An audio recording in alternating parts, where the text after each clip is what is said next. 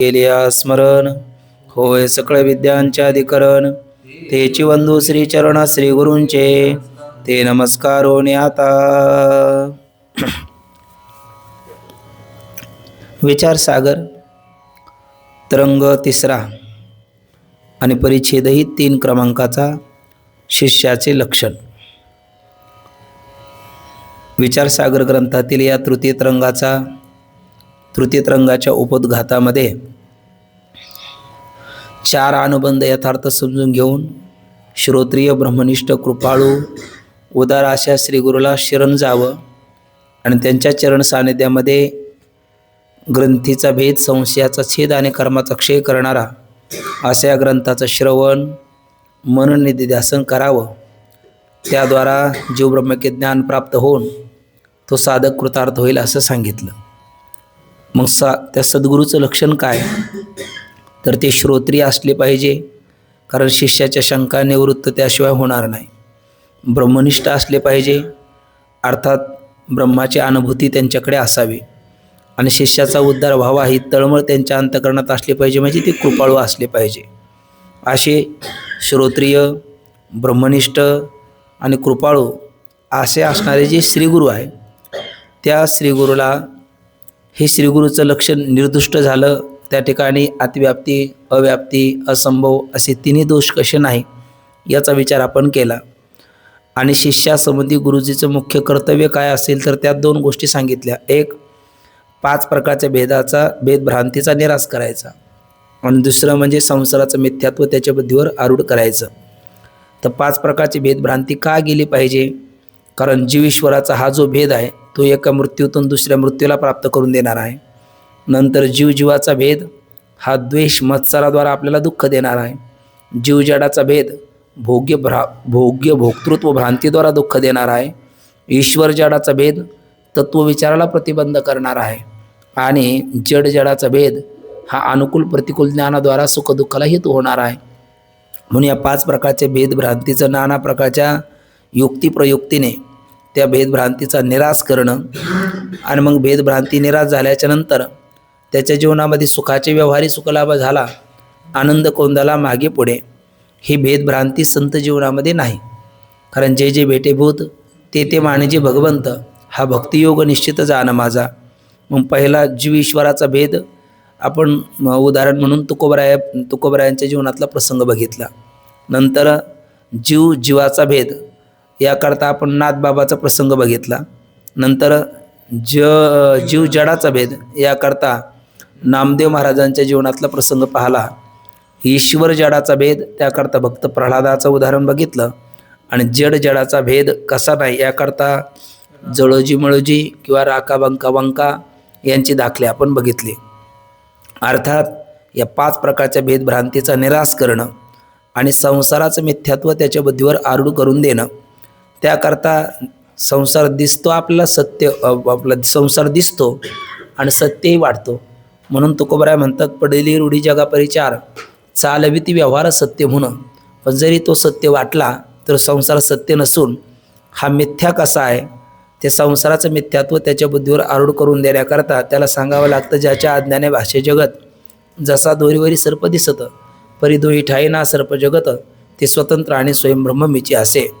रज्जूच्या ठिकाणी भ्रमकालामध्ये रज्जूचं सामान्य ज्ञान विशेष अज्ञान असतं, त्यावेळेला आपल्याला सर्प दिसतो आणि तो रज्जूच्या विशेष स्वरूपाच्या अज्ञानामुळे दिसत आहे हे न कळल्यामुळे तो खराही वाटतो आणि खरा वाटल्याच्या नंतर पुढील अनर्थ त्याच्या जीवनामध्ये घडतो. मग रज्जूवरी भासाला सर्प थोर, केला वाद्याचा गजर अथवा मंत्राचा उच्चार सर्प अनुमात्र ढळेना. का, तर जे ज्याच्या अज्ञानाने भासतं ते त्याच्या ज्ञानाने निवृत्त होतं. अनेकदा काय अधिष्ठान रज्जूचं ज्ञान झालं का मग दिसणारा सर्प मिथ्या कसा हे आपल्या लक्षात येतं.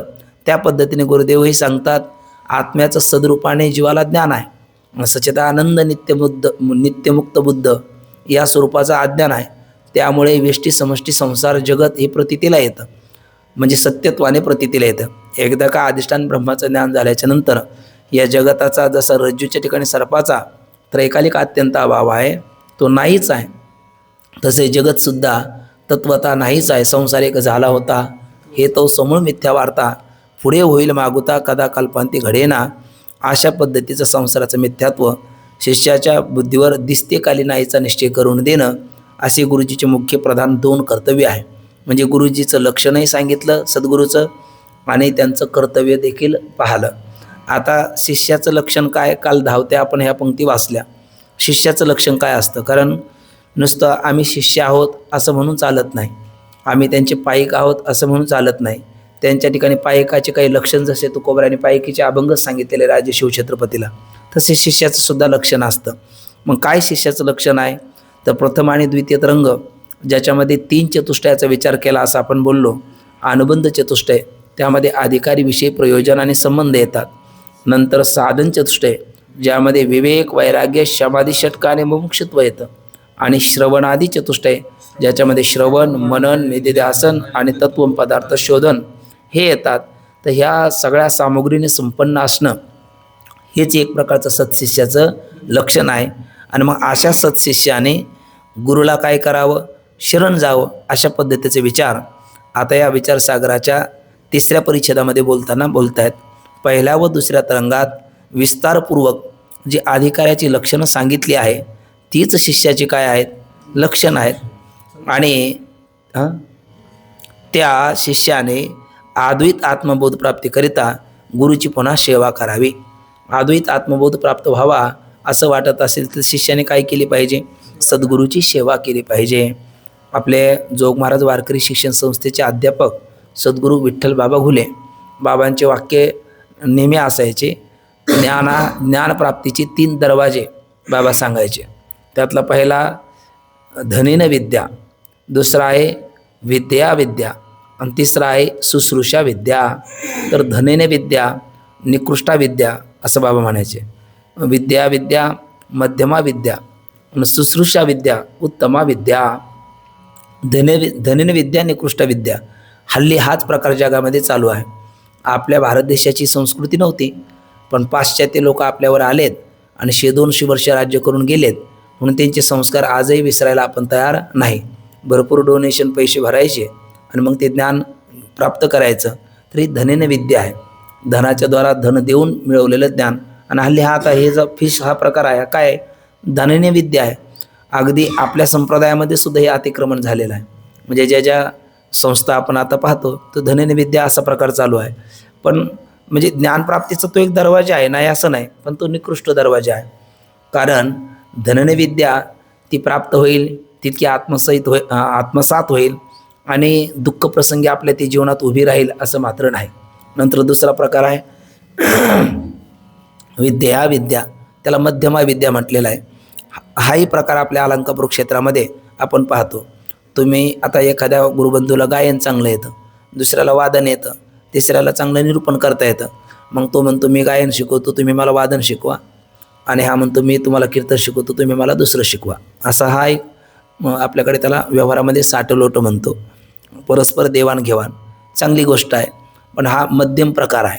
आणि मग श्रेष्ठ प्रकार कोणता आहे, तर शुश्रूषा विद्या, सेवेने मिळवलेलं ज्ञान. बुद्धीच्या जोरावरती, धनाच्या जोरावरती आत्मसात केलेली विद्या ही कीर्तन प्रवचनाकरता, लोकाला पटवण्याकरता ती खूप आपल्याला उपस्थित होते. परंतु ज्या वेळेला खाजगी व्यक्तिगत जीवनामध्ये आपल्या जीवनामध्ये दुःखाचा कडेलोट होतो, अशा वेळेला ती विद्या उपस्थित होईलच असं मात्र नाही, असं बाबा म्हणायचे. पण सेवेच्या द्वारा मिळवलेलं ज्ञान ते त्याचं चांगलं कीर्तन करता येणार नाही, चांगलं प्रवचन करता येणार नाही, लोकरंजन करता येणार नाही. पण त्याच्या व्यक्तिगत समाधानाकरता, व्यक्तिगत असणाऱ्या अवस्थेकरता, व्यक्तिगत पात्रता उंचावण्याकरता, म्हणून ती जी स्थिती पाहिजे त्यावेळेला ते ज्ञान उपस्थित झाल्याशिवाय राहत नाही, असे बाबाचे उद्गार आहे. म्हणजे शुश्रूषा विद्या उत्तमा विद्या, सेवेच्या द्वारा मिळवलेलं ज्ञान हे उत्तम दर्जाचं ज्ञान असतं. म्हणून अगदी याला पुरावा पाहिजे म्हणाल तर भारतीयाचा धर्मग्रंथ श्रीमद भगवद्गीता, त्या गीतेमध्ये परमात्मा काय म्हणतात, तद्विद्धी प्रणिपातेन, आणि पुढे शब्द आला परिप्रश्नेन सेवया उपदेक्षन्ति ते ज्ञानम ज्ञानेनच तत्वदर्शन. म्हणजे सेवा असा पद उल्लेख परमात्म्याने तिथे केला. त्यावर भाष्य करताना माऊलीसुद्धा म्हणतात, जिथं ज्ञानाचा कुरुठा तिथं सेवा हा दारवंटा, तो स्वाधीन करी सुभटा ओळगोणे. मग काय कशी सेवा करावी तर तेही माऊलीने सांगितलं, तनु मनु जीवे चरणाशी लागावे, अगरवता करावे दास्य सकळ, आणि मग अपेक्षित आपुले तेही सांगती पुसिले, जेणे अंतकरण बोधले संकल्पा नाही. याचा अर्थ शुश्रूषा विद्या याला ज्ञानेश्वरीचा पुरावा आहे. शुश्रूषा विद्या याला गीता माताही सांगते. आणि शुश्रूषी विद्या चौवेदाचे केलेशे विवरड अर्थही गहन करून या. तर तुकोबराय काय म्हणतात, तुका म्हणे मज घडो त्यांची सेवा तरी माझ्या दैवा पार नाही. म्हणजे सेवेच्या द्वारा मिळवलेलं ज्ञान हे उत्तम आहे. नाथबाबाई म्हणतात, घाली संताशी आसरे पूजा करी काया वाचा म्हणे, मग एका जनार्दने जाणे इच्छिले ते पुरवी. अर्थात सेवेच्या द्वारा मिळवलेलं ज्ञान हे सर्वोत्कृष्ट ज्ञान आहे. मग ती गुरुची सेवा कशी करावी हा विचार आपल्याला पुढच्या परिच्छेदामध्ये सांगत आहेत. तत्पूर्वी गुरु या पदाचा विचार सांगताना आता बोलतात गुरुविषयी पुन्हा विचार काय म्हणतात बघा. हा जो चौथा परिच्छेद आहे यामध्ये 2 फलाचा विचार प्रतिपादन केलेला आहे. कारण काय आहे, सद्गुरू साधक हृदय संजीवनी आपले डॉक्टर बाबा एक वाक्य सांगत असतात, वारकरी संप्रदायाची सुरुवात ही निष्काम कर्मयोगापासून आहे आणि त्याची परिसमाप्ती ही नैष्क्रम्य दशेमध्ये आहे. हे जरी खऱ्यातलं खरं असलं तरी प्रायः आरंभाच्या काळात तरी मनुष्य सकामतेतूनच प्रवृत्त होतो. कुठले तरी कामना जर नसेल किंवा काहीच प्रयोजन तिथे तेढेला जात नसेल तर मनुष्य त्यामध्ये प्रवृत्त होत नाही. मग आता श्रीगुरु सेवा आम्ही करू पण त्याचं फल काय असं जर आपण म्हणाल तर श्रीगुरु सेवेमध्ये 2 प्रकारची फलं असतात. एक दृष्ट फल असतं आणि एक अदृष्ट फल असतं. फलामध्ये 2 प्रकार, एक दृष्ट फल आहे आणि दुसरं अदृष्ट फल आहे. तर ईश्वर सेवेमध्ये अदृष्ट फलाची प्राप्ती आहे, पण श्रीगुरु सेवेमध्ये दृष्ट आणि अदृष्ट अशा दोन्ही प्रकारच्या फलाची प्राप्ती होते. हा एक विषय आहे. आणि काही लोकांचं असं एक म्हणणं असतं की आम्ही बुद्धिमान आहोत, आम्हाला संस्कृतही चांगलं येतं आणि विचार करण्याकरता आमची बुद्धी सक्षमही आहे, आम्हाला चांगलं व्यवहारातलं अध्यात्मातलं कळतं, मग गुरुच केला पाहिजे असा तुमचा दुराग्रह कशाला. गुरु न करता काही निगुरी लोक असतात, म्हणजे आम्ही गुरु करत नाही आणि गुरुला ते मानतही नाही आणि हे सांगण्यामध्ये त्यांना भूषण वाटतं. ते गेल्या म्हणत असतात, महाराज आम्ही कोणाकडे शिकलो नाही, पण आमचं या असंच आहे, आम्ही ते प्रयत्नाने अर्जित केलं. असं होत नाही. कुठंतरी ते कॅसेटवरती कुठंतरी कोणाचं तरी आईच्या उदारातून कोणी शिकून येत नाही, पण ते गुरु स्वीकारण्याची किंवा गुरु म्हणून त्यांना स्थान देण्याची तेवढं सात्विक धैर्य किंवा सात्विक भावना त्यांच्या अंतःकरणात नसते.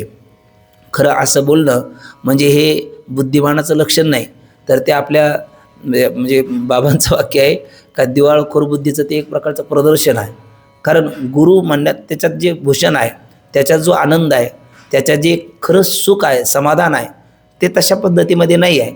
कारण गुरुकडनं प्राप्त झालेलं जे ज्ञान आहे ते जे आपल्याला एक रम्य समाधान देऊ शकतं ते स्वयंबुद्धीच्या बाही रेगाले तयाची शुद्धीचं नाही.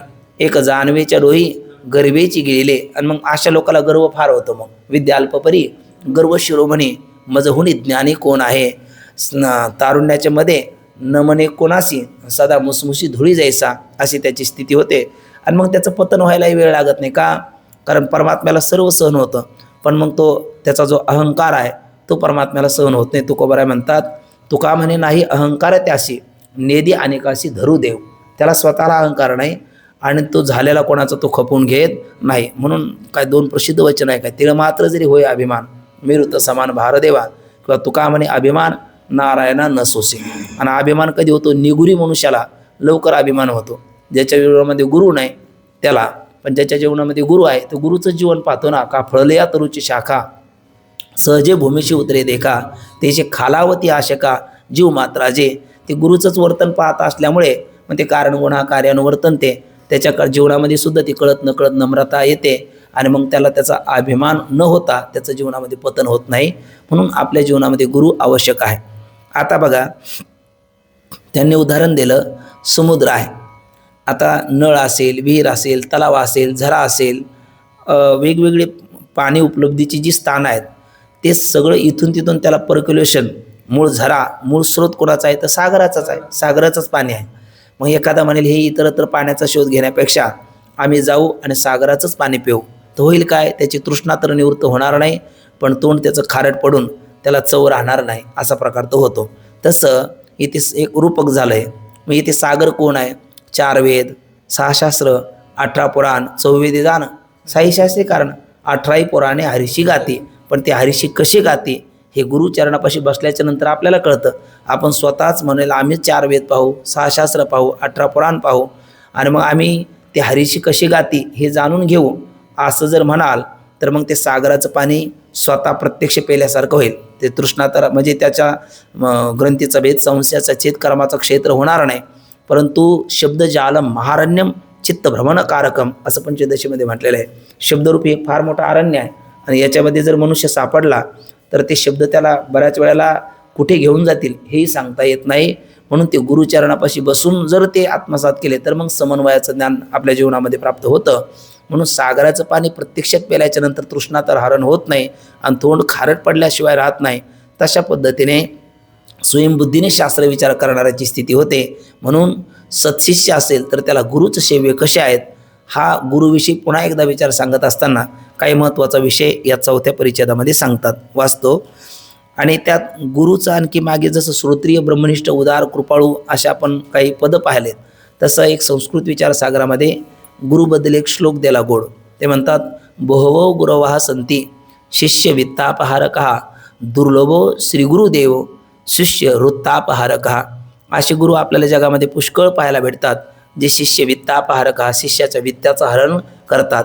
पण दुर्लभो श्रीगुरुदेव असे सद्गुरू श्रीगुरू हे दुर्मिळ असतात जे शिष्य वृत्तापहारका शिष्याच्या हृदयातील अंतकरणातील त्रिविध तापाचं हरण करणारे आणि त्याला परमानंदाची प्राप्ती करून देणारे हे असे गुरु विरळेच आहेत. आणि ते गुरु म्हणजे त्याच्या वृत्तापहारका ते करण्याकरता हे प्रधान 2 कर्तव्य पार पडतात. एक पंचप्रकारच्या भेदाचा निराश आणि संसाराचं मिथ्यात्व त्याच्या बुद्धीवर आरूढ करणारे असे गुरु मात्र विरळे असतात. अशा पद्धतीचे विचार प्रतिपादन केलेला आहे. काय बोलतात आपण वाचतो. गुरुविषयी पुन्हा विचार. श्रुतिवाक्याचा गुरुच्या साह्या वाचून स्वबुद्धीने आपल्याशीच विचार केला म्हणजे आपणच ते ग्रंथ हातात घेतले आणि आपणच आपल्या मतीने त्याचा जर विचार करायला लागलो तर त्यापासून आनंद होणार नाही. खरं हे ग्रंथ सगळे आनंद करत आहे, दुःखाची निवृत्ती आणि परमानंदाची प्राप्ती. कारण चिज्जड ग्रंथीचा भेद करण्याकरताच ग्रंथ नाही, ग्रंथच त्याला बनतात ना. आपण मागे एकदा विचार केला ना, पुस्तक वेगळं, कादंबरी वेगळी आणि ग्रंथ वेगळा. दुपारची भ्रांती प्राय आपल्या जीवनात ती घालवणारी ती शालेय पुस्तकं असतात आणि नको ते विकृतीच बऱ्याच वेळेला अंतकरणामध्ये ज्याच्याद्वारा निर्माण होते त्याला कादंबरी म्हणतात. मोजक्या अशा कादंबरी बोटार मोजणे आहेत का ज्यांनी खरंच आपल्याला काहीतरी दिशा दिली. पण बऱ्या प्राय हा दिशाभूल करणारीच ती ग्रंथ म्हणजे कादंबरी आहे. पण ग्रंथ त्याला म्हणतात जे चिज्जड ग्रंथीचा भेद करतात, संशयाचा छेद करतात आणि कर्माचा क्षय करतात. पण ते ग्रंथ गुरुचरणापाशी बसून शिकल्याच्या नंतर हा प्रकार होतो. अन्यथा नाथिलिया तेवी नाथिलिया संसारा उपाय जाचत याविरा आपण पी लोपे वारा विकोपी जाय असं ज्ञानोबराय एका ठिकाणी म्हणतात. म्हणजे त्यावेळेला म्हणजे समन्वय तर कळत नाही पण नको त्या शंका नको ते संदेह आपल्या अंतकरणामध्ये निर्माण झाल्याशिवाय राहत नाही कधी स्वबुद्धीने आपण त्या ग्रंथाचा विचार केला तर. म्हणून म्हणतात श्रुतिवाक्याचा गुरुच्या साह्या वाचून स्वबुद्धीने आपल्याशीच विचार केला तर त्यापासून आनंद होणार नाही.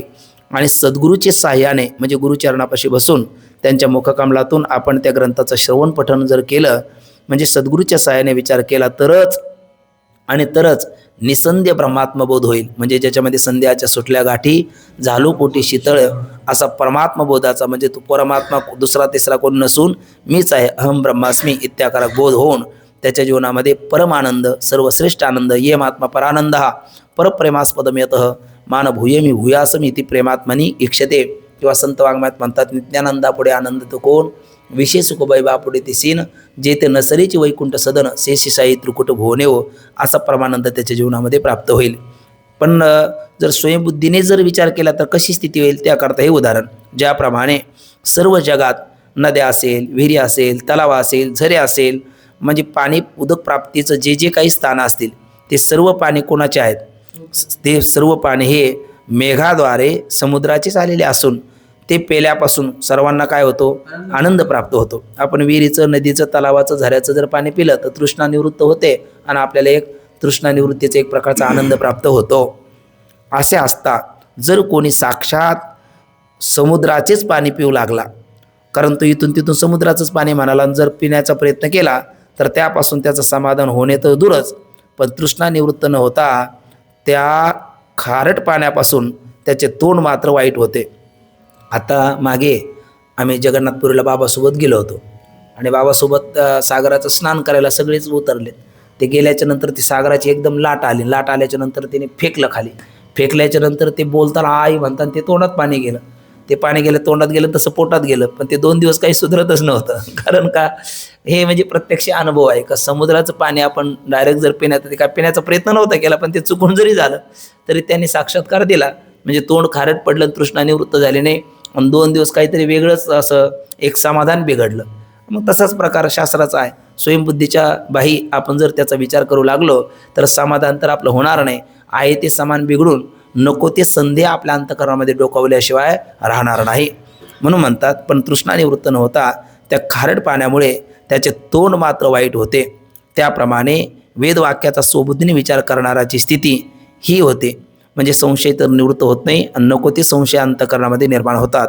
म्हणजेच काय, तर जीवब्रह्माऐक्य ज्ञान न झाल्यामुळे त्यास पुनरपी जननम पुनरपी मरणम अशी जन्ममरणाची दुर्धर भयंकर भयावह असणारे दुःखे हे त्याला भोगावी लागतात. आता असं म्हटल्याच्या नंतर थोडक्यात आता काय बोलणं झालं की शास्त्राचा विचार केला पाहिजे, म्हणजे वेदाचा विचार केला पाहिजे, गुरुचरणापाशी बसून केला पाहिजे, आणि गुरुजी त्याला तत्वमसी महावाक्याचा उपदेश करतील. म्हणून वेदोक्त जीव ब्रह्मैक्य ज्ञानाद्वारा दुःखाची आत्यंतिक निवृत्ती परमानंदाची प्राप्ती अशा स्वरूपाचा मोक्ष त्याला प्राप्त होईल. पण असा विचार झाल्याच्या नंतर म्हणजे थोडक्यात मोक्ष कशाने, मग ज्ञानाने. कोणत्या ज्ञानाने, जीव ब्रह्मैक्य ज्ञानाने. भेदज्ञान हितावह नाही. असा विचार झाल्याच्या नंतर पूर्वपक्ष या परिच्छेदामध्ये 2 शंका घेतात आणि गुरुदेव त्याचं उत्तर देतात. त्यातली पहिली शंका पूर्वपक्ष काय म्हणतो, तुम्ही काय म्हणता मोक्ष कशाने, ज्ञानाने. आणि कोणत्या ज्ञानाने, जीव ब्रह्मैक्य ज्ञानाने. म्हणजे अभेद ज्ञानाच्या द्वाराच काय होतो, मोक्ष प्राप्त होतो, हो की नाही. गुरुदेव म्हटले हो. तर तो म्हणतो असं आपल्याला नाही म्हणता येणार. जसं भगवत पूज्यपाद श्रीमद आद्याचार्य शंकराचार्य शांकर अद्वैत वेदांतामध्ये जीव ब्रह्मैक्य ज्ञानाने मोक्ष सांगितला.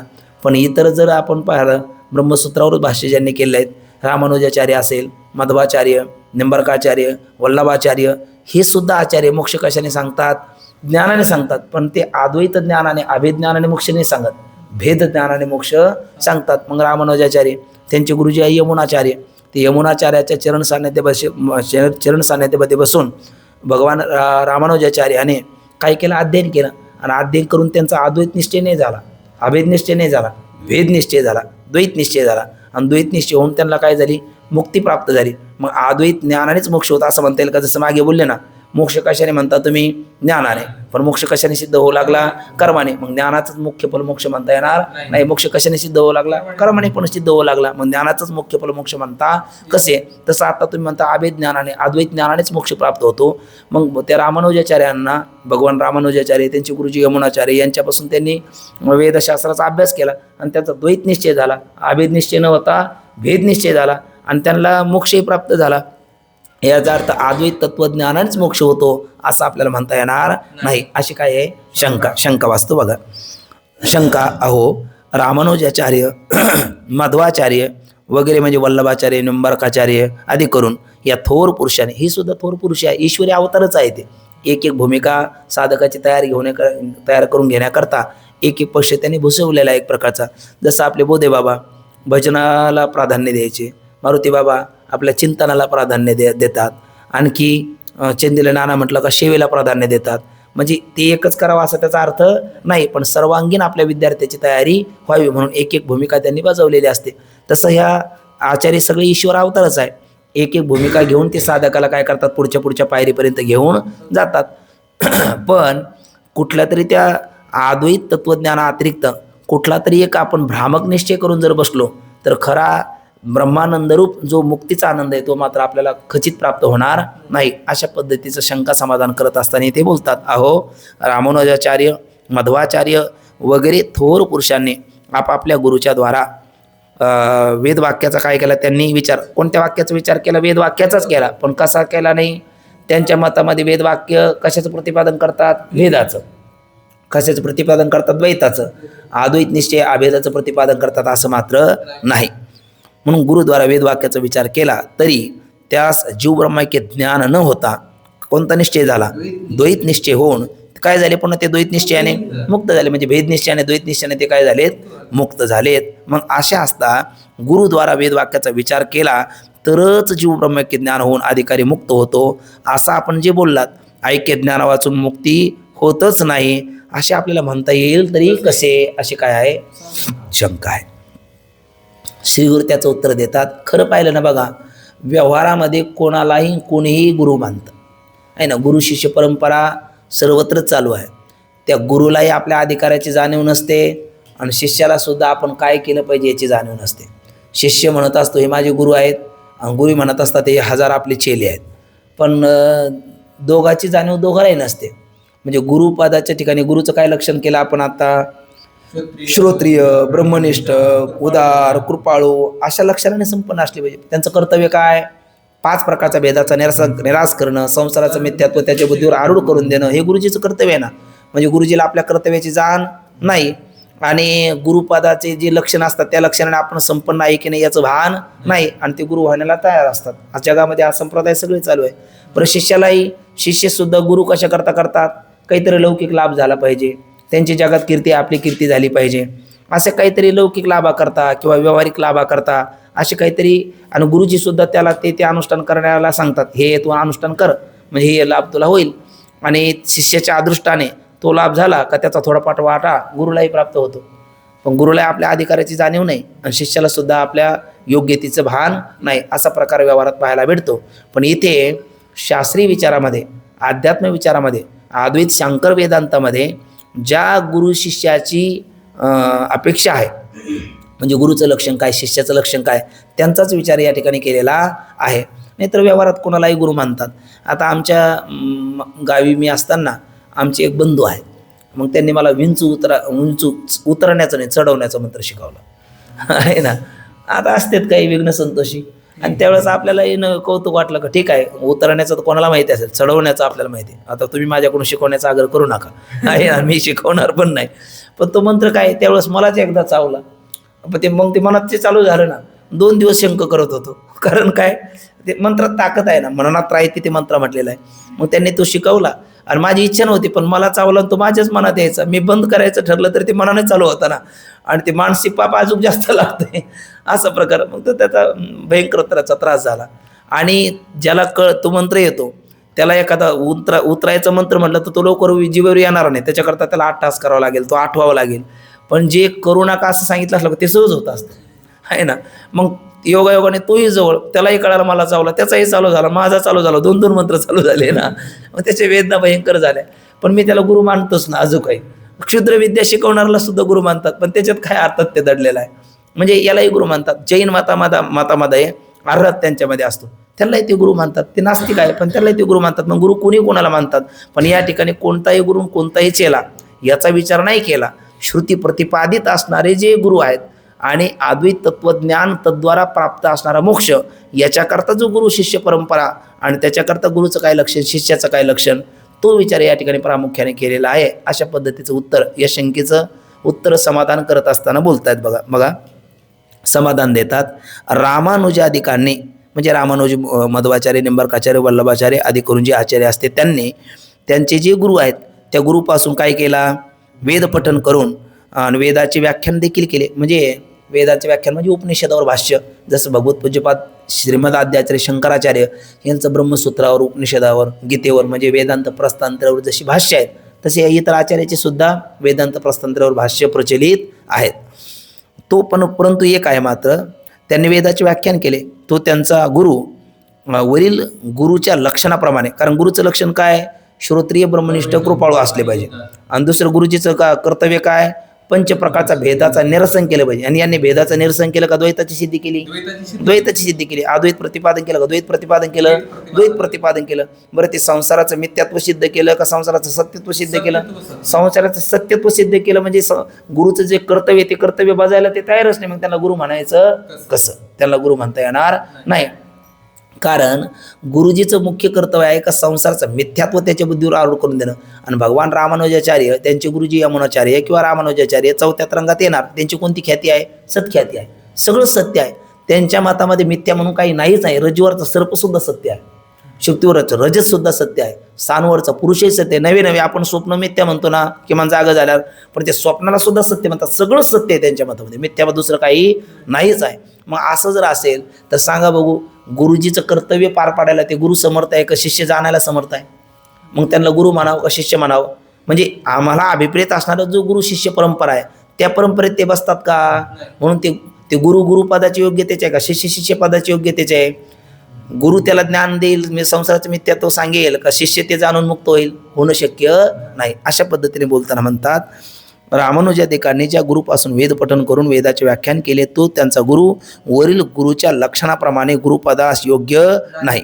कारण पूर्वी संसारास मिथ्यात्व प्रतिपादन करून जीव ब्रह्मैक्य ज्ञानाचा उपदेश करणारा तो काय कोण सांगितला? गुरु. पूर्वी म्हणजे दुसऱ्या परिच्छेदामध्ये काय केलं पाहिजे? गुरुजीने संसाराचं मिथ्यात्व त्याच्या बुद्धीवर आरूढ केलं पाहिजे, पंचप्रकारचा भेदाचा निराश केला पाहिजे आणि जीव ब्रह्मैक्य ज्ञानाचा उपदेश पुन्हा त्याला केला पाहिजे. का तत्वमसी ते ब्रह्म तूच आहेस अशा पद्धतीचा उपदेश केला पाहिजे असे गुरुचे काय केले होते? लक्षण केले आहे. आणि ज्या अर्थी रामानुजाधिकांचे गुरु काय करतात? ते प्रपंचाला मिथ्यात्व नाही सांगत, प्रपंचाचं सत्यत्व प्रतिपादन करतात. जीव ब्रह्माचा अभेद नाही प्रतिपादन करतात, जीव ब्रह्माचा भेद प्रतिपादन करतात. आणि त्या अर्थी ते वेदांत शास्त्रदृष्ट्या इतरत्र व्यवहारदृष्ट्या म्हणू शकता तुम्ही, पण वेदांत शास्त्रदृष्ट्या गुरुपद प्राप्त होण्यास ते यमुनाचार्य हे योग्य नाही आणि शिष्यपद प्राप्त होण्यास रामानुजाचार्य हेही योग्य नाही. कारण गुरु म्हटलं का त्याने संसाराचं मिथ्यात्व, जीव ब्रह्मैक्य तत्वज्ञान आणि पंचप्रकारच्या भेदाचा निराश केला पाहिजे. आणि शिष्य म्हटलं का त्याने गुरुकडनं हीच अपेक्षा केली पाहिजे काय? का माझ्या पंचप्रकारच्या भेदाचा निराश व्हावा, संसाराचं मिथ्यात्व माझ्या बुद्धीवर आरूढ व्हावं, जीव ब्रह्मैक्य ज्ञान मला प्राप्त व्हावं आणि तद्वारा मुक्ती मला प्राप्त व्हावी अशी अपेक्षा शिष्याची असावी. आणि त्याकरता शिष्यसुद्धा अनुबंध चतुष्टय, साधन चतुष्टय आणि श्रवणादी चतुष्टयाने संपन्न असला पाहिजे. मग ते शिष्यही त्याने संपन्न नाही, गुरु तो उपदेश करत नाही. आणि वेदांत शास्त्र दृष्टीने पाहिलं तर मग ते गुरु किंवा शिष्य ते म्हणून घेत असेल, व्यवहारात ते मान्यही करत असेल, पण अद्वैत शास्त्र परंपरेने शांकर वेदांतानुसार अद्वैत तत्वज्ञानानुसार आम्ही त्यांना गुरु शिष्य हे म्हणायला इथे तयार नाही असं बोलतात. त्या अर्थी ते वेदांत शास्त्रदृष्ट्या गुरुपद प्राप्त होण्यास योग्य नाहीत. तसेच रामानुजाधिकांच्या मतात प्रपंच कसा आहे? सत्य असून सगळीच गोष्ट सर्वच काही सत्य. आपल्याकडे काय म्हणतात? तू का म्हणे तूची खरा हिरवावगा पसारा, लटकेची साच दाविली आचळ, पीडितशी काळ किती मग सत्य तू विठ्ठला, कागा हा दाविला जगदकार, ब्रह्म सत्यम जगन मिथ्या. पण हे म्हणतात ब्रह्मही सत्यम जगतही सत्यम सर्वम सत्यम, सत्यच सत्य आहे, दुसरं काही नाहीच आहे. म्हणून म्हणतात प्रपंच सत्य असून जीव ब्रह्माचा भेद देखील कसा आहे? सत्य आहे. असा त्यांचा काय आहे? एक प्रकारचा सिद्धांतच असल्यामुळे ते कशाला प्राप्त होणार? पुन्हा संसारालाच प्राप्त होणार. म्हणजे पुनरपि जननम पुनरपि मरणम, मुक्त होणार नाहीत असे म्हणणे कसे प्राप्त होते? ओघानेच प्राप्त होते. याच्याकरता काही वेगळा तर्क वितर्क करण्याची आवश्यकता नाही. वेद प्रमाण न मानणारा जो अर्हत, म्हणजे जसं जैन नाही, अर्हत म्हणजे जैन नाही, तर जैन लोक त्याला गुरु मानतात अर्हतला. म्हणजे जैना मतामध्ये जसं आपल्याकडे नाही का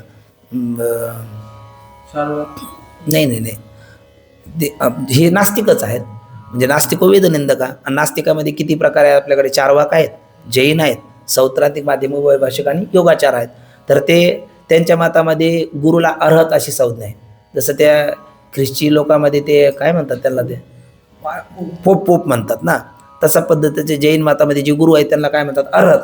ते त्यांच्यात एक अर्हत असतो, म्हणजे एक काय ती पदवी असेल. आपल्याकडे जसं हबप आहेत तसे ते अर्हत किंवा श्रोत्रिय ब्रह्मनिष्ठ ही गुरुजीची पदवी आहे.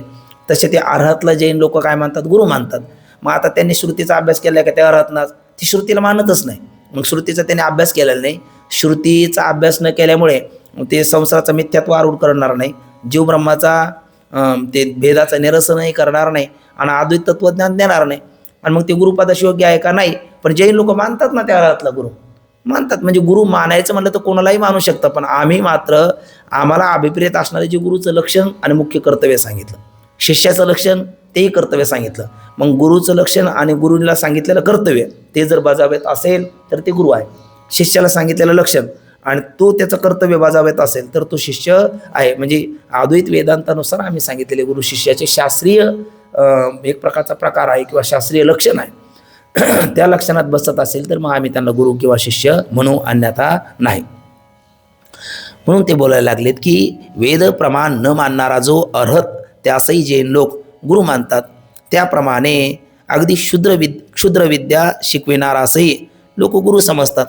आता खेड्यापाड्यात ह्या गोष्टी सर्रास चालतात. ते कोणाच्या तरी गाईचं दूध बंद करणं किंवा एखादं सडच बंद करणं, एखाद्या सडातून ते रक्तच वाहतं, गाईची दाढ बांधणं म्हणजे ते गुरु जनावर चाराच खात नाही, कोणाची ते मूठ मारणं, कोणाला त्याच्या हृदयामध्ये त्या सुया टोचल्यासारख्या वेदनाच होणं, हे भयंकर आहे. आणि हे म्हणजे आता हे दूरने आमच्या म्हणजे माझेच आता ते नाव नाही घेऊ, आमचे चुलतेच त्यातले मास्टर आहेत. म्हणजे ते आणि ते असे शिकवतात, त्यांचे बरेच चेले तयार आहेत. पण ते काय शेवटी नारकीगती ठरलेली आहे त्यांनाही आणि त्यांच्या चेल्याला सुद्धा. कारण काय म्हणजे ते वेदातलंच एक प्रकारचा भाग आहे, तो नाही असं नाही. जारण, मारण, उच्चाटन, स्तंभन, मोहन, वशीकरण हे सगळं जरी असलं तरी ते जगत कल्याणाकरता नाही ना. परमात्म्याने जे जगत निर्माण केलं त्या जगाला त्रास होण्याकरता ते वापरतात. आणि म्हणजे दुसऱ्याला जेणेकरून थोडंसं आपल्या वशमध्ये ठेवण्याकरता ते सगळ्या विद्याचा तो वापर करतात. त्याच विद्याचा जर जगत कल्याणाकरता दुसऱ्याचा त्रास निवृत्त होण्याकरता जर वापरलं तर त्यांना इष्टही फल प्राप्त होईल. पण प्रायः त्या जारण, मारण, उच्चाटन, स्तंभन, मोहन, वशीकरण याच्यामध्ये प्रवृत्त होणारे लोक त्या विद्येचा वापर त्याच्याकरता प्रायः करताना दिसतच नाही, जेणेकरून लोकांना त्रास कसं होईल आणि त्याच्यात ते पुरुषार्थ मानतात. त्याला असं केलं, त्याला तसं केलं, असं ते करतात. म्हणजे आमच्या बहीण, तिच्या बहिणीचे ते 3 लेकरं, त्या तिन्हीला सुद्धा 2 वर्ष हा भयंकर त्रास होता. आम्ही तो जवळून अनुभवला. आणि कुठल्याही डॉक्टरांकडे गेल्याच्या नंतर सगळ्या तपासण्या चेकअप केलं, कुठलीच खराबी नाही. पण नंतर त्या वेदना तर त्यांना इतक्या भयंकर, तर याचं काय प्रकार आहे तर म्हणजे ते दिसायला ते दुखणं दिसत नाही, सुरू झाल्याच्या नंतर त्यांच्या वेदना आपल्याला डोळ्याने पाहत नाही, इतक्या भयंकर ते असतात. पण मग आता हे शूद्रविद्याच आहे ना. बरं ते बरं त्यांचा दिवससुद्धा तो निषिद्धच असतो. ते आमोशाला त्याचं अनुष्ठान असतं, पुन्हा मध्यरात्री असतं.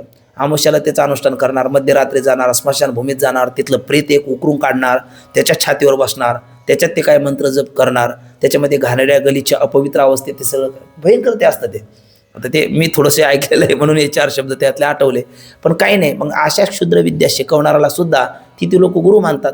आपली काही निष्ठा असेल, आपले तरी बऱ्याच वेळेला निष्ठानिष्ठी पाहायला भेटते, पण तिथे निष्ठावंत भाव असा पाहायला भेटतो. मग ते गुरुचं ते चालू असतं परंपरा. पण मग ते काय गुरु आहे का, ते काय शिष्य आहे का? बरं ते मानत नाही का, मानू द्या ना. पण इथल्या प्रकारात ते शिष्यही बसत नाही आणि गुरुही बसत नाही. म्हणून म्हणतात की क्षुद्रविद्या शिकवणारासही लोक गुरु समजतात, पण संसाराचे मिथ्यात्व सांगून वेदवाक्य अनुरूप जीव ब्रह्मैक्य प्रतिपादन करणारा शिवाय वेदांत शास्त्रदृष्ट्या दुसरा कोणीही गुरुपदास योग्य नाही. ही गोष्ट खचित म्हणजे अगदी खऱ्यातली खरी आहे.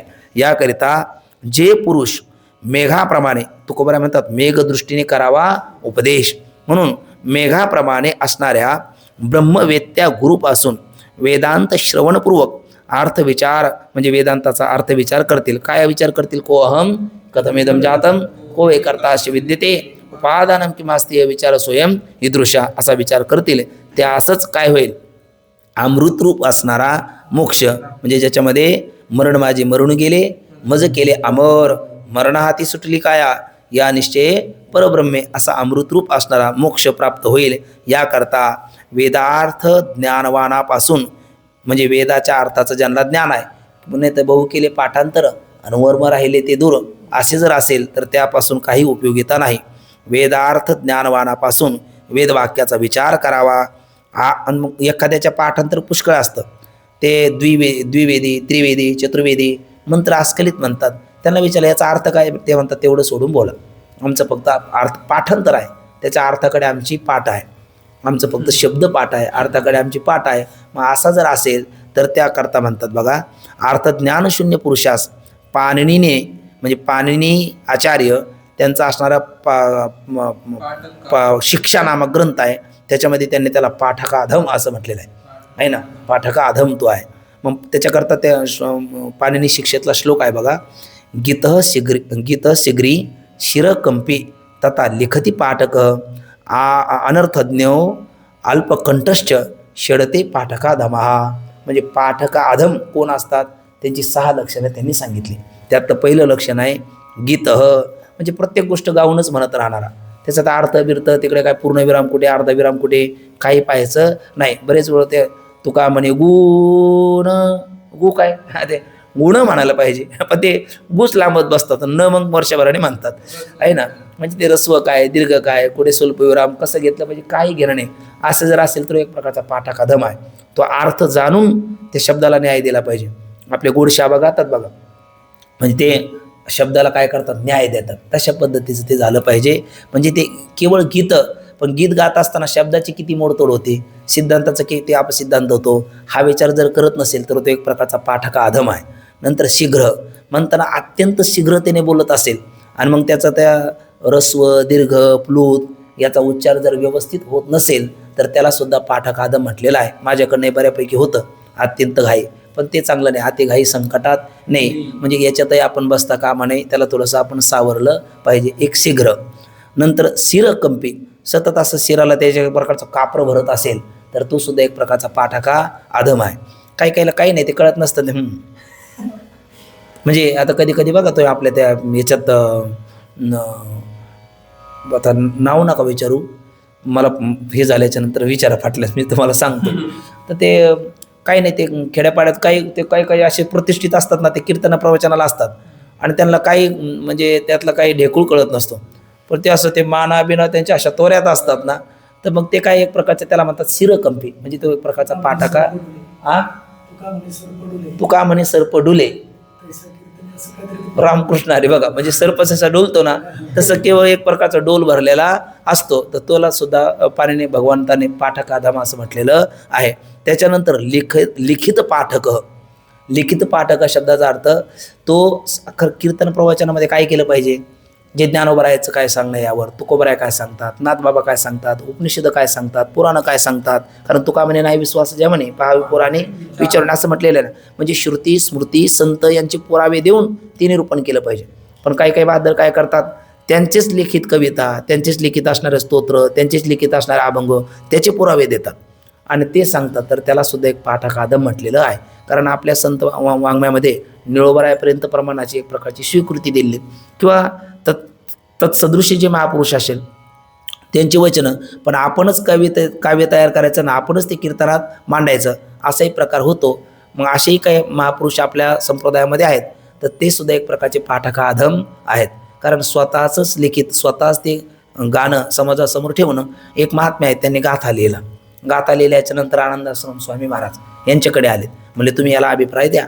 म्हणजे तुमचा अभिप्राय दिला का मग जगामध्ये आमचं ते वाङ्मय लवकर मान्य होईल, कारण तुम्ही संप्रदायामध्ये मान्य पुरुष आहात. म्हटले मग माझा अभिप्राय कशाला पाहिजे. नाही म्हटले, जे तुकोबरायांनी सांगितलं, जे ज्ञानोबरायांनी सांगितलं तेच तत्वज्ञान आम्ही या गाथेमध्ये दिलेलं आहेत, पण तुमच्या जरा त्याला अभिप्राय दिला का त्याला ते मान्यता प्राप्त होईल. तर आनंदाश्रम स्वामी महाराज म्हटले ठीक आहे, नक्की मान्यता देतो, पण मग तुकोबरायाची गाथा कोणी बुडवायला लावली, रामेश्वर भट्टाने. मग समज म्हटले मी तर रामेश्वर भट्ट आहे आणि तू तुकोबराय आहे, मग पहिले काय कर, त्याला 4-2 धोंडे बांध, इंद्रायणीमध्ये टाक, 5व्या दिवशी आपण जाऊ आणि ते जर वर आले का मी अभिप्राय देतो असं त्याला म्हणाले. तो जो गेला तर पुन्हा आला नाही, आणि ती व्यक्ती अजून तुमच्या रिसोड वगैरे तिकडल्या भागामध्ये आहे की नाही. आता सिस्टम स्पष्ट आहे ना. आणि ते त्यांचे जे चेले आहेत ना, ते काय करतात, त्यांना त्यांचाच अभंग घ्यायला लावतात आणि तेच ते अभंग घेऊन ती परंपरा पुढे चालवतात. मग त्यांच्या त्या परिवारामध्ये त्यालाच कीर्तन सेवा असते का तू त्यांचा अभंग घेऊन त्यावर कीर्तन करेल. पण आता हे करावं न करावं त्यांचा भाग गौण आहे, पण इथे लिखित पाठक असं म्हणून त्यांना देखील पाठक अधम असं भगवान पाणिनी आचार्याने म्हटलेलं आहे. एवढंच आपल्याला सांगायचं. नंतर अनर्थज्ञ, म्हणजे पाठांतर पुष्कळ आहे पण अर्थाचं त्यांना ज्ञान नाही, तर तो सुद्धा एक पाठक अधम आहे. आणि अल्पकंठश्च, याच्यामध्ये तर सर्रास कीर्तनकार प्रवचनकार बऱ्यापैकी मोडतात. त्यात आपलाही नंबर आहे, आपला म्हणजे माझा म्हणतो मी, तोही पाठक अधम आहे. काही नाही, टाकडम टुकडम महत् पुण्यम, म्हणजे जेवढं लागू पुरता उतरा तेवढंच घ्यायचं, बाकी मागचं काय पुढचं काय ते म्हणजे तुम्ही बघून घ्या, एवढंच मी सांगतो.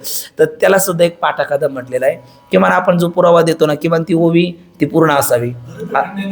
व्रतखंडी नरदेह प्राप्ती, हे तर परम भाग्याची संपत्ती. निश्चित नाही, म्हणजे हे काय झालं, पाठक अधमच आहे. म्हणजे त्याच्यात पूर्ण ते पाठांतर नसणं आहे ना, तर ते एक प्रकारचं पाठक अधम. मला वाटतं आपले शास्त्री बाबा बघा, मुख्यकर शास्त्री बाबा, एखादा अभंग प्रमाण म्हणून द्यायचा ना, तो पूर्ण अभंगच म्हणतात. ओवी म्हणायची का ती पूर्ण ओवी म्हणणार, मागची पुढची असली तर त्याचा सुद्धा उल्लेख करणार.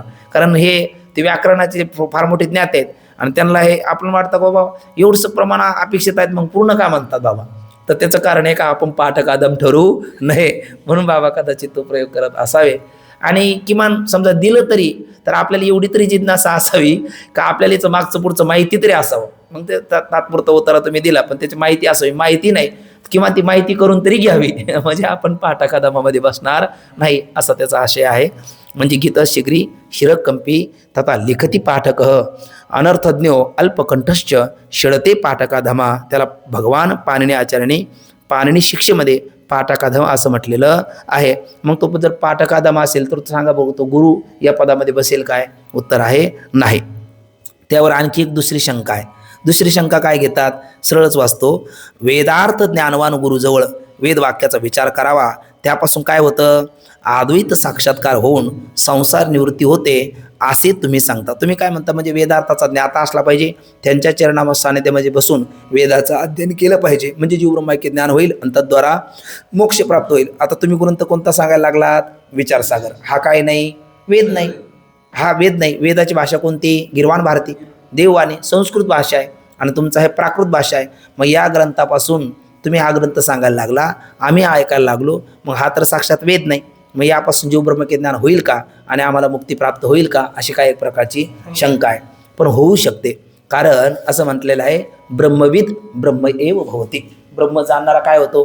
ब्रह्मच होतो. आणि मग ब्रह्मवेद त्या पुरुषाची वाटेल त्या भाषेतली वाणी ही साक्षात वेदवाणीच असते. म्हणून तुकोबराय म्हणतात, वाचा बोलू वेद नेते करू संती केले ते. वेदाचा तो अर्थ मासेच ठावा एराने व्हावा भार माता आहे ना. अक्षराक्षरा वेगळा तुका होनी निराळा पाही निगम कळा बोले विठ्ठल प्रसादे.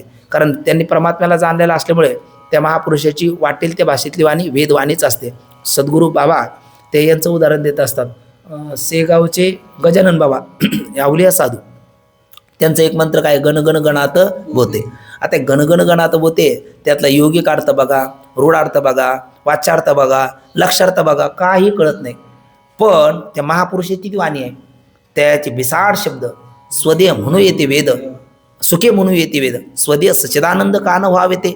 मग त्या महापुरुषाचे वाटेल त्या भाषेतली वाणी सुद्धा बरोबर अनेक लोक ते मंत्र जपतात आणि त्याला एक रम्य समाधान प्राप्त होतं, त्याच्या जीवनातलं दुःख निवृत्त होतं, आनंद प्राप्त होतो. हा प्रत्येक कितीतरी त्या भक्तमंडळीचा काय हा अनुभव आहे. त्यामुळे महापुरुषाची वाटेल त्या भाषेतली वाणी काय असते? साक्षात वेदवाणीच असते. आणि म्हणून पंडित साधू निश्चलदासजी हे महापुरुष आहे, आपले सर्व संत मंडळी हे महापुरुष आहे, म्हणून त्यांचे प्राकृत वाङ्मय सुद्धा काय? साक्षात वेद आहे. नवीन तुकोबराया यांचा असणारा जो गाथा आहे, सोनोपंत मामा दांडेकर त्यांचा कायमचा शब्द काय? पंचमवेद. ते पंचमवेद म्हणतात आहे ना, पंचमवेद म्हणतात. तुकोपनिषद असा त्याला शब्द आहे. म्हणजे तुकोबरायाचं बरं तुकोपनिषद पंचमवेद, चारी वेदाचा आशय एकात आला असा पंचमवेद आहे. 10 उपनिषदाचा आशय ज्याच्यात आला असा पंचमवेद आहे. आणि भगवती ज्ञानेश्वरी हे आपलं वारकरी प्रस्थांतर तीच आहे.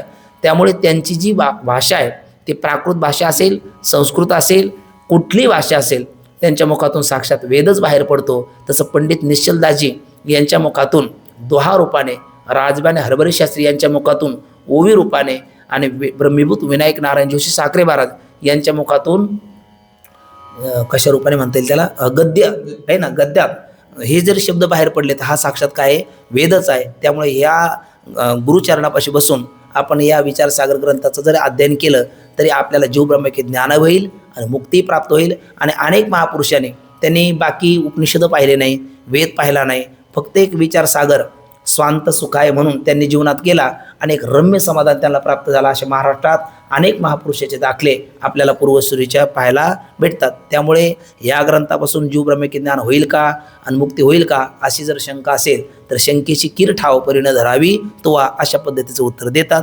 थोडंसं 1-2-4 मिनिटामध्ये आपण एवढा परिच्छेद पूर्ण करून घेऊ. शंका: वेदार्थ ज्ञानवान गुरुजवळ वेदवाक्याचा विचार करावा, त्यापासून अद्वैत साक्षात्कार होऊन संसार निवृत्त होतो असे कोण म्हणता? तुम्ही म्हणता असं पूर्वपक्ष बोलतो. पण आता तुम्ही जो ग्रंथ सांगणार कोणता? विचारसागर.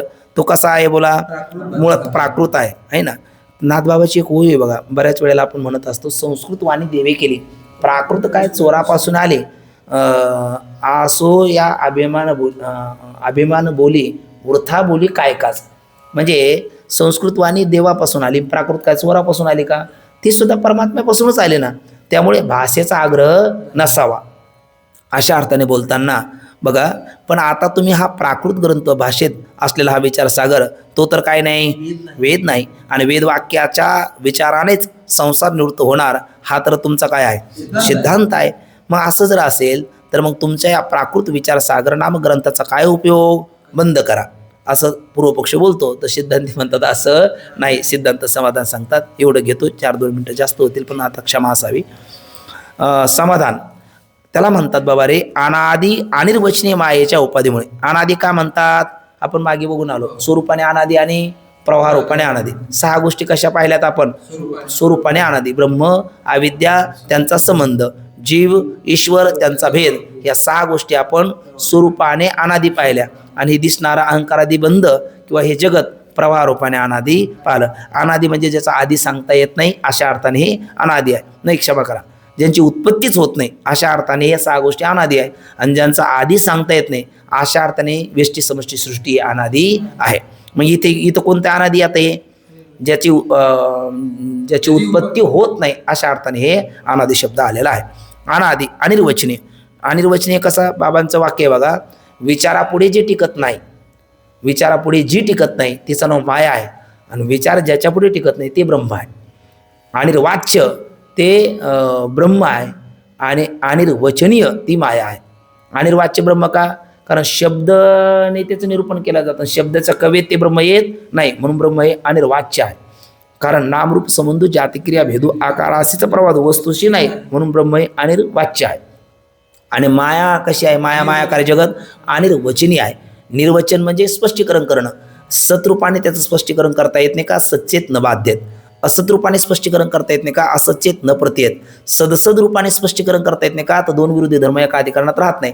म्हणून माया आणि मायाकारी जगत कसं आहे, अनिर्वचनीय. बरोबर ना, अनिर्वचनीय आहे. अनादी अनिर्वचनीय. बघा आता, अनादी अनिर्वचनीय मायेच्या उपाधीमुळे जगताबरोबरच ब्रह्मापासून, बरोबर का, ब्रह्मापासून. इथं ब्रह्म शब्दाचा अर्थ काय करायचा कोण सांगू शकेल, नाही. इथे ब्रह्मापासून म्हणताना ईश्वरापासून. ब्रह्मदेव सुद्धा ईश्वरच आहे, पण मग ते जीव कोटीत बोलतो राहतो हे पुनरावृत्तीच्या मापा शिग झाला.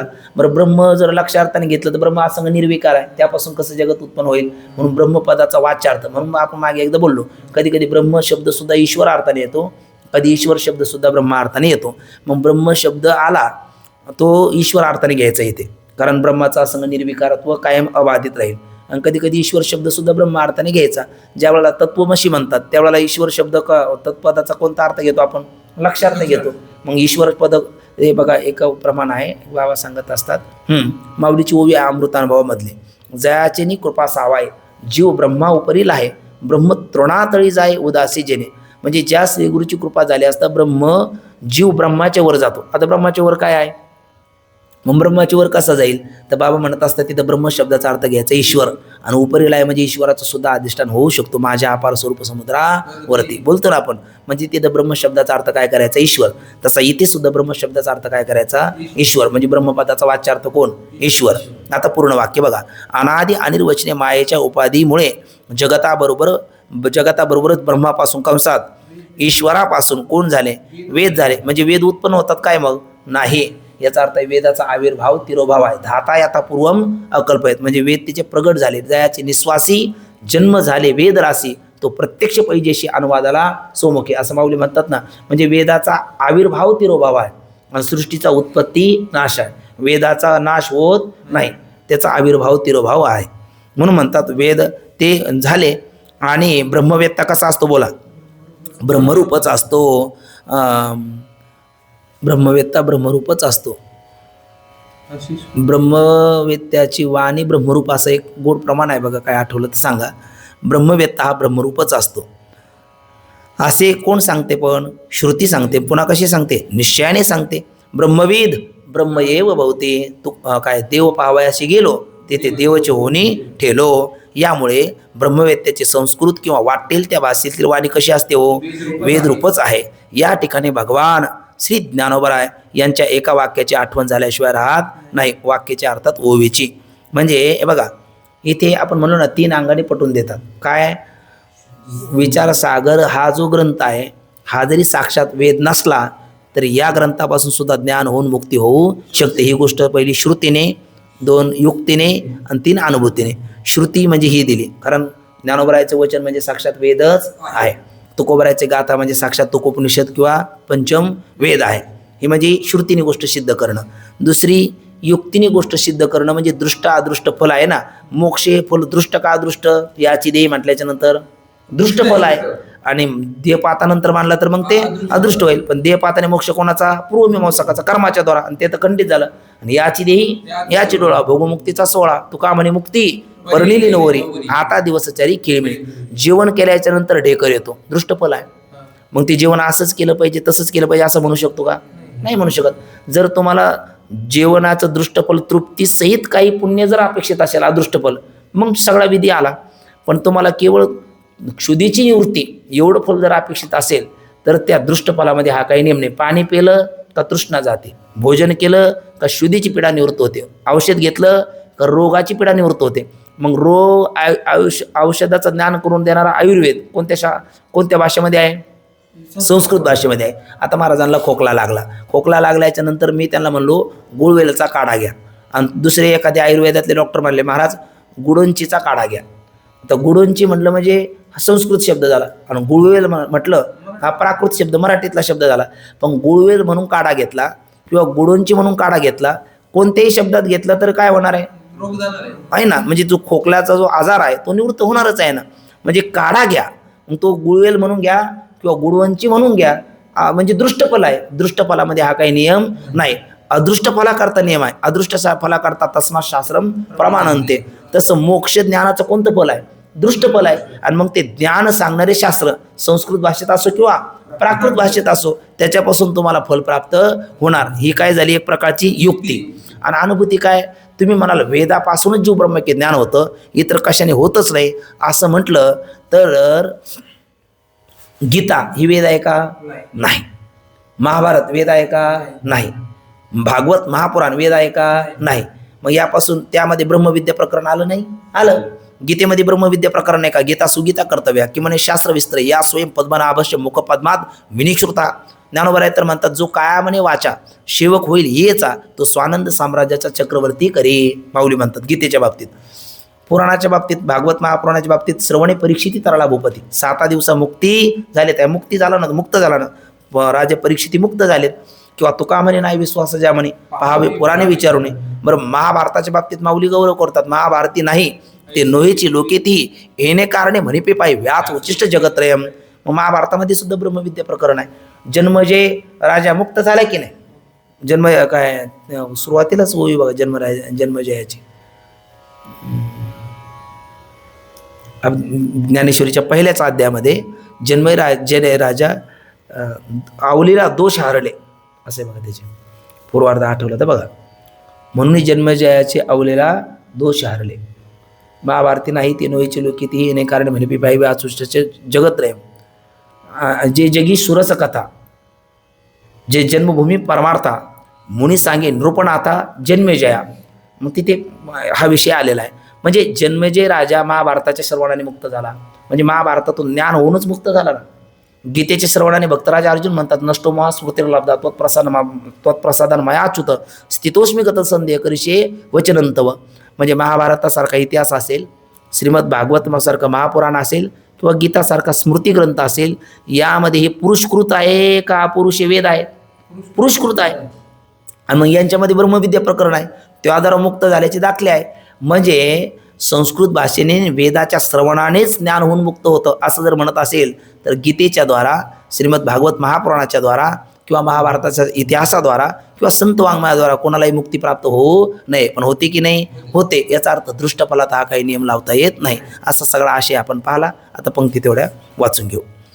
कुठपर्यंत आलो होतं बरं? वा तयाचे बिसाट शब्द सुखे म्हणू येते वेद, या ओवीत ब्रह्मवेत्याचे वेड्यासारखे बडबड सुद्धा काय आहे हो? वेदच आहे असे महाराज म्हणतात. म्हणजे ज्ञानेश्वर महाराज म्हणतात. त्याप्रमाणे श्री तुकोबराय देखील म्हणतात. स्वतः काय म्हणतात? तुका म्हणे आम्ही विधीचे जनिते स्वयंभू आयते केले न हो. असा आपला प्रत्यक्ष काय सांगतात? अनुभव. तुकोबरायचे कितीतरी वचन आहे. अनुभव आले अंगा ते जगत येते. तुका म्हणे साक्षी आले तरी केले प्रगट. तुका म्हणे चाखून सांगे माझा अनुभव आहे अंगे, असा आपला अनुभव सांगतात. आणि ते म्हणतात, तुकोबराय म्हणतात आम्ही कोणी तयार केलेले नाही, म्हणजे अर्थात कृतक नाही, यत कृतकम तद अनित्यम असे आम्ही नाही. मग कशात? असे जे स्वयंभू म्हणजेच अनादिसिद्ध कोण आहे? अनादिसिद्ध ब्रह्म आहे.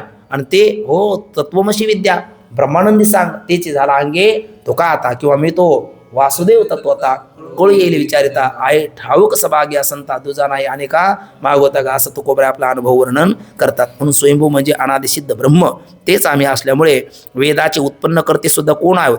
आम्हीच आहोत. तुकोबरे म्हणतात वाचा बोलू वेद नीती करू संती केली ते. किंवा दुसरं म्हटलं आपण क्षराक्षरा वेगळा तुका होनी निराळा पाहि निगम कळा बोले विठ्ठल प्रसादे, म्हणजे वेदाचा तो अर्थ मासेच ठावा असं म्हणावं.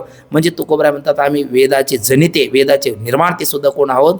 आम्हीच आहोत. वेदाचे निर्माते शब्दाचा अर्थ वेदाचं तत्वज्ञान सार रूपाने सांगणारे कोण आहोत? आम्ही आहोत. पंचमवेदाचे निर्माते ते आहेच ना. म्हणून आम्ही वेदाचे उत्पन्न करते आम्हीच आहोत. तात्पर्य काय? तात्पर्य ब्रह्मवेत्ता काय असतो? ब्रह्मरूपच असतो. ब्रह्मवेत्ता हा ब्रह्मरूप असल्यामुळे त्याची वाटेल त्या भाषेतली वाणी सुद्धा काय असते? ब्रह्मरूपच असते. म्हणून म्हणतात ब्रह्मवेत्ता पुरुष जे बोलेल ते वेद वाक्यच असते. अहो जयराम बाबाच्या शिव्या सुद्धा वेदवाक्य होत्या. आपल्या वैद्य बाबाच्या शिव्या सुद्धा वेदवाक्य होत्या. वैद्य बाबाच्या शिव्या ऐकण्याकरता मजा वाटायची. बाबा म्हणे आता काय काय म्हणायचे, येडी हळद हा बाबाचा शब्द कायम असायचा. भाड खाऊ असा शब्द कायम असायचा, पण आनंद वाटायचा ना. म्हणजे वक्ते बाबाच्या शिव्या सुद्धा गोड वाटायच्या. मग ते जयराम बाबाच्या शिव्या ज्याने खाल्ल्या किंवा 2-4 टप्पू बसले का पुढच्या वेळेला कीर्तनच करायचे मुलं. आम्ही बघितलेलं आहे प्रत्यक्ष. म्हणजे काय त्या आपल्या भंडारा डोंगरावर सुदाम बाबा गाथापाठ केलेला. त्यांना विचारा तुम्ही. त्यांना विचारलं बाबा तुमच्या गाथा, ते म्हणले अहो मला काहीच येत नव्हतं. म्हणता पण आहे जयराम बाबाने मला शिकवलं म्हणतं. आणि बाबाने एक दिवस मारलं म्हटले, पण तीच कृपा झाली माझ्या गाथापाठ झाला. आजही ते सांगतात. म्हणजे काय महापुरुषाची कृपा कशी होईल काही सांगता येत नाही. तयाचे पिसाट शब्द आता बोलून गेले. आणि नाथबाबा लिहितात बघा, तुम्ही अच्युत आत्मे निज निर्धारी, हे शेंदिला नाना काय मूवी म्हणत असतात, तुम्ही अच्युत आत्मे निज निर्धारी देव तुमचा आज्ञाधारी, तुम्ही म्हणाला त्या ते उद्धरी एरवी हातानं धरी आणि ते माऊलीत म्हणतात तयाचा आवासावा पाय तीर्थयात्राची होत जाय असं म्हटलेलं आहे. काय त्या महापुरुषाचं अधिकार हा अलौकिक असतो. म्हणून त्यांच्या मुखातून कोणत्या ती संस्कृत वाणी असेल, प्राकृत असेल, आणखी एखादी प्रांत भाषा असेल, पण तो साक्षात काय आहे? वेदच आहे असं सांगताना म्हणतात. कारण वेदवाक्याने ज्याप्रमाणे भ्रमाचा काय होतो? नाश होतो. अगदी त्याप्रमाणे ब्रह्मवेत्याच्याही वाक्याने काय होतो? भेदभ्रमाचा नाश होतो. आपण संत वाङ्मय वाचलं तर भेदभ्रमाचा नाश होत नाही का?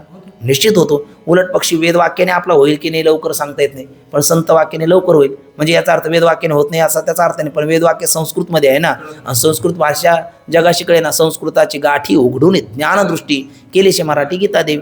त्यामुळे आपल्याला आपल्याला बघा बरं, किती वेदातल्या पुरावा, किती गीता चालू द्या, किती उपनिषद चालू द्या, आपल्याला हां ठीक आहे चालू आहे. पण एखादी ओवी, एखादं तुकोबरायचं प्रमाण आलं आपण होतो आता ठीक आहे म्हणजे ते अगोदर ठीक नव्हतं असं नाही, पण ते आपल्या मायबोलीत आल्याशिवाय तितकं कळत नाही ना, तितकं रुचत नाही, तितकं पचत नाही, तितकं त्यात रंगून जात नाही. म्हणून म्हणतात कारण वेदवाक्याने ज्याप्रमाणे भेदभ्रमाचा नाश होतो त्याप्रमाणे ब्रह्मवेत्याच्याही वाक्याने भेदभ्रमाचा नाश होतो. आणि जर वेदवाक्यापासूनच ज्ञान होते, इतर वाक्यापासून होतच नाही असे म्हणणे असेल, याला म्हणतात तुष्यंतु तुझ्या न्यायाने. असं तर नाहीच आहे, पण असं जर आपलं म्हणणं असेल तर ते म्हणणं बरोबर नाही. ही गोष्ट कशी पटवून देतात? अनुभूतीने आणि पुन्हा युक्तीने. आता पहिले अनुभूतीने कशी पटवून देतात बघा. कारण दृष्टफलात हा नियम नाही. कोणते? दोन फलं म्हटलं ना आपण, एक दृष्टफल आणि एक अदृष्टफल. जेवण केल्याच्या नंतर ढेकर येणं हे कोणतं फल आहे? मग दृष्टफल आहे. पाणी पिल्याच्या नंतर तृष्णा निवृत्त होणं हे दृष्टफल आहे. औषध घेतल्याच्या नंतर रोग निवृत्त होणं हे दृष्टफल आहे. आणि यज्ञ केल्याच्या नंतर स्वर्गाला जाणं हे अदृष्टफल आहे. कारण स्वर्ग कधी प्राप्त आहे? देह पाहतानंतर आहे ना. जे आपल्याला डोळ्याला दिसत नाही तर ते अदृष्टफल आहे, आणि जे आपल्याला डोळ्याला दिसतं ते दृष्टफल आहे. म्हणून म्हणतात जसे औषधाने रोग निवृत्ती हे दृष्टफल आहे, भोजनाने क्षुधीची निवृत्ती हे दृष्टफल आहे. आणि तो औषधी सांगणारा आयुर्वेद कोणत्या भाषेत आहे? संस्कृत भाषेत आहे. पण त्या आयुर्वेदाच्या संस्कृत भाषेने जसे औषधाचे काय होते? आपल्याला ज्ञान होते. म्हणजे गुळवंची म्हटलं तरी ज्ञान होतं, आणि गुळवेल म्हटलं तरी ज्ञान होतं असं आपण बोललो. गुळवंची हा आयुर्वेदातला शब्द आहे, आणि गुळवेल हा म्हणजे संस्कृतातला, आणि गुळवेल हा प्राकृतमधला मराठी भाषेतला शब्द आहे. म्हणून म्हणतात आयुर्वेदाच्या संस्कृत भाषेने जसे औषधाचे ज्ञान होते त्याप्रमाणे अन्य भाषेतील वाक्यापासूनही काय होते? औषधाचे ज्ञान होते. हा काय आपला अनुभव आहे. म्हणजे कोणतं फल झालं? हे दृष्टफल आहे. आता युक्ती देतात बघा. शिवाय जर वेदवाक्यानेच ज्ञान होते आहे ना, इतर कशाने होतच नाही असे आम्ही मानतच नाही. पण मानले तर मग स्मृती कोण म्हटलं आपण, 21 स्मृतीपैकी कोण उदाहरण घेतलं आपण आता बोलता बोलता, गीता माता. नंतर पुराण म्हटल्याच्या नंतर 18 पुराणापैकी कोणतं पुराण घेतलं, श्रीमद भागवत महापुराण. आणि इतिहास, अनेक इतिहासापैकी कोणता इतिहास घेतला, महाभारत. ठीक ना. मग स्मृती, पुराणे व इतिहास वगैरे ग्रंथात सर्वज्ञ मुनी, म्हणजे स्मृती गीतेमध्ये भगवान परमात्म्याने किंवा कृष्णद्वैपायन बहादराने व्यासदेवाने, पुराणामध्ये सुद्धा व्यासदेवाने, आणि महाभारतासारखा इतिहास कोणी रचला पुन्हा व्यासदेवाने, किंवा रामायण पाहिलं तर महर्षी वाल्मिकींनी. म्हणून स्मृती, पुराणे व इतिहास वगैरे ग्रंथ सर्वज्ञ ऋषींनी त्या सर्वज्ञ ऋषींनी त्या महाभारतामध्ये, पुराणामध्ये किंवा स्मृतीमध्ये काय सांगितले, ब्रह्मविद्या प्रकरण लिहिलेले आहेत. ते आता गीतेमध्ये कुठे ब्रह्मविद्या प्रकरण आलं, अहो गीतेच्या प्रत्येक श्लोकात, प्रत्येक पदात ब्रह्मविद्याच आहे. 700 ते श्लोक, अध्याय 18 लेख, देव बोलले एक दुजे नाही, ब्रह्मसत्यम जगन्मिथ्या, जीव ब्रह्म नापर, हा सिद्धांत सांगितला ना गीता मातेमध्ये. किंवा गीतेतला विशेष पाहिलं तर ज्ञानकांडाचा भाग म्हटलं तर 9वा अध्याय तिथे बघा, पुन्हा 15वा अध्याय तिथे पहा, इथे गुह्यतम शास्त्र मेदमुक्त मयानग एतद् बुद्ध्वा बुद्धिमान शात करतो भारत. आणि पुराण म्हटलं तर श्रीमद भागवत महापुराणामध्ये ब्रह्मविद्या प्रकरण कुठे आलं विशेषत्वाने, एकादश स्कंद, 11वा स्कंद.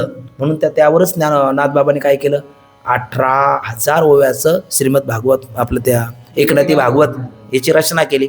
आणि इतिहास महाभारतामध्ये कुठेही ब्रह्मविद्या प्रकरण आलं तर महाभारतामध्ये भीष्म पर्व संगती म्हणतली कथा, भीष्म पर्वामध्ये हे ब्रह्मविद्या प्रकरण चाललंय. आणखी काही पर्वामध्ये हे ब्रह्मविद्या प्रकरण आलेलं आहे. म्हणून म्हणतात स्मृती, पुराणे, इतिहास वगैरे ग्रंथात सर्वज्ञ मुनींनी ब्रह्मविद्या प्रकरण लिहिले आहे. ते काय होईल, व्यर्थ होईल. कधी हे व्यर्थ होईल, जर तुम्ही वेदोक्त वेदाध्ययनानंच जीव ब्रह्मके ज्ञान होतं, अन्य कशाने होतच नाही असं म्हणाल तर, जर तरची भाषा आहे.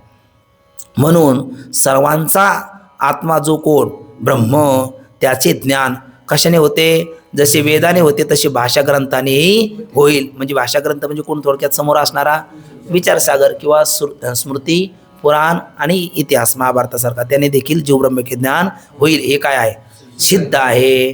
आता आचार्य सद्गुरु सेवेची ईश्वर सेवेहून अधिकता याचा विचार मात्र आपण परवा दिवशी करू. उद्याचे दिवस सुट्टी, परवा दिवशी घेऊया. पुंडलिक अवरधार विठ्ठल, श्री ज्ञानदेव तुकाराम पंढरीनाथ भगवान, माऊली ज्ञानेश्वर महाराज, जगद्गुरु तुकाराम महाराज, सद्गुरु जोग महाराज की जय.